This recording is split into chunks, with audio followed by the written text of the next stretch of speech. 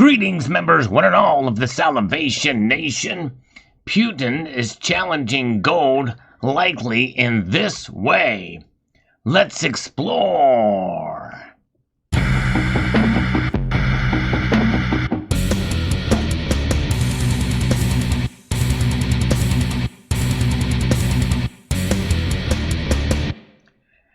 This is an old and very famous image of Vladimir Putin holding a bar of gold that is stored in the Russian Reserve Bank. And this is something that likely, as he looks at this bar, contemplating the future of the Russian Federation and what he may do. You know, we all know that it started in 2014 with the takeover of Crimea. There's also a spat with Georgia in 2008, and Russian influence is strong in that country to this day. Nonetheless, here we are now, fast forward to 2022, and more than likely, Vladimir Putin has thought about pretty much every scenario that one could come up with of how sanctions may work themselves out by the Western world, and also about Russian gold itself, but let's look at an article here from finenews.com that talks about, Putin has been left sitting on his pile of gold that was written about the middle of the month here, and what could happen, what they could do with that gold. Russia is one of the world's largest gold producing countries after China and Australia. It has built up huge gold reserves, but is now struggling to cash these in. And my guess is he probably thought this through, that there was a potential that this could happen. And you've heard me talk about this and about sanctions and about gold in previous videos, but now we're going to be taking a look at one possibility on how Putin could be channeling gold, more than likely. It probably has already began and probably could have begun even before all of this happened. If he was smart, that would be the way to do it. By the time of Russia's attack on Ukraine, the Russian central bank had increased its reserves to 2,300 tons, from 400 tons in 2007 to an amount worth $140 billion. And the Frankfurter Allgemeine Zeitung reports referencing data from the World Gold Council. While the Russian central bank is still buying gold at home, it is struggling to sell its reserves abroad, according to the report. In an attempt to make the country less dependent on foreign currency reserves, Putin amassed a treasure almost 5 times as large as the one owned by Tsar Nicholas II, according to the report. As sanctions bit following Russia's attack on Ukraine, some Russians rushed to buy gold bars and coins, fearing the ruble would crash. Smart people, indeed. In fact, that's just it. Russians certainly saw this coming too, and they have done the smart thing by buying gold. On March the 25th, the Russian central bank said it would buy gold against rubles for a period from the 28th of March to June 30th at a fixed price of 5,000 rubles per gram. You may remember I covered that story on this channel. Unsubstantiated speculation on social networks followed, saying that Russia was pegging its currency to gold, creating a gold standard like the United States once did in the Bretton Woods monetary system. But that was a little premature. Although the central bank started buying gold at a fixed price in rubles, it did not offer at a fixed price in rubles, did not offer gold at a fixed price in rubles, as it would be required for a gold standard. So it never got there. It was could have been the beginnings of it, but it never got there. And then it abandoned that pretty much days after. While the value of the ruble initially collapsed, it recovered afterwards due to interventions. The stabilization prompted the central bank to say it would stop buying gold at a fixed price, but would do so at a negotiated price. I covered that story as well too on this channel. And so that is kind of where the back story to where leads us now to the most recent story here. Is Putin channeling gold through criminal networks? Likely so. Likely he probably even set up organizations to be able to make this happen. We all know there is a Russian mafia after all. Despite Western sanctions, Russia could continue to use its gold to buy foreign currency, circumventing sanctions, organized crime experts warn, according to Thomas Pensky, the editor here at FineNews.com. Western sanctions against Russia include gold trading as well as the Russian central bank's gold holdings, but the Global Initiative Against Organized Crime warns in a study that Russia could use the well-oiled wheels of the illegal gold market to circumvent the sanctions. Because of its malleability and virtual untraceability, physical gold can be moved around the world outside of the digital financial networks, making it difficult to track. The precious metal is also easily laundered in global markets because its origin is neither declared nor disguised, the report said.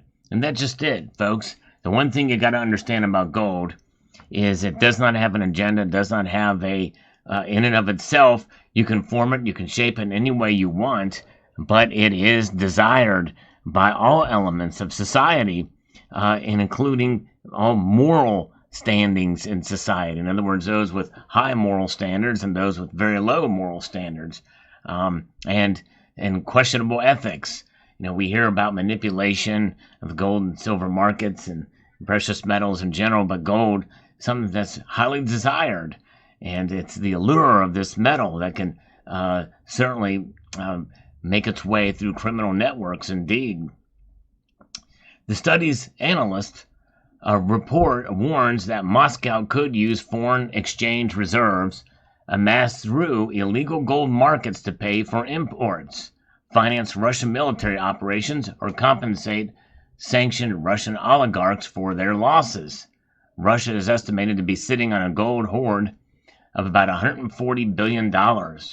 Russia may also gain access to gold markets in countries that have not imposed sanctions, the report adds, and we heard me talk about that before too. Russia could still trade on the Shanghai Gold Exchange, for example. Even if Russia can officially sell gold on these markets, it will face challenges in building and accessing foreign exchange reserves. That's because the yuan accounts for only 3% of global payments through the SWIFT payments network and 2.7% of official foreign exchange reserves. And that just goes to show you, folks, that the dollar has a lot more influence than the yuan. And so it's a pretty big hit. So when the United States does sanctions, it really does hurt, which means that likely Russia is going to be more tempted. Well, Putin will be more tempted to negotiate through the criminal elements in order to sell for these foreign exchange reserves or foreign currencies. And here we see the Russia's major gold export destinations in 2020. And we can see this is quite a telling tale here, that there's a lot of gold that was sent to the United Kingdom. $16.9 billion of gold exported out. Switzerland, $689 million. Turkey, $395 million. Kazakhstan, $391 million. And India, $97.7 million, much less. So likely that could maybe extend and expand into India. And I've noticed that China is not in this little graphic here. That's kind of interesting. So Russia may therefore be forced to deal with criminal networks that launder gold and money, leading to increased demand for the services of transnational criminal networks, which will in turn strengthen organized crime, the report predicts. This would not be the first time gold or illicit gold markets have been used to circumvent sanctions. One such example is Venezuela. In 2014, the Latin American country was the target of several waves of sanctions from the US, UK, and the European Union. In 2019, the U.S. even blacklisted Banco Central de Venezuela, almost completely cutting off Venezuela's financial system from the global economy. It is believed that Russia, which had pledged to support to Venezuela, used aircraft to transport tons of Venezuelan gold to various foreign markets to circumvent sanctions, including Uganda, Turkey, and the United Arab Emirates. Also covered that story when that news came out. The gold was allegedly exchanged for foreign currency that was repatriated to Venezuela. Now, people wonder if it's time for Venezuela to return the favor. Very interesting indeed. Fascinating, and they very well could. But Venezuela has problems of their own. And, you think about what Russia is doing. And of course, there's a lot of different speculation as to why Russia invaded in the first place.